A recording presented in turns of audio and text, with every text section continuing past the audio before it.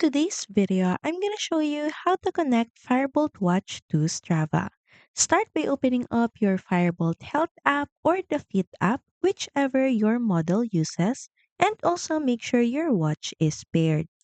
Now, once inside the app, switch to the You tab or your Profile tab, then look for third-party access or Strava. If you see it on the options directly, then next is click on the Connect button. Next is tap the Authorize button.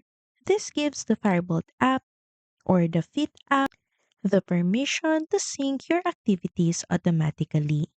Once you see a message that connected to Strava, that means you have successfully connected the app to Strava.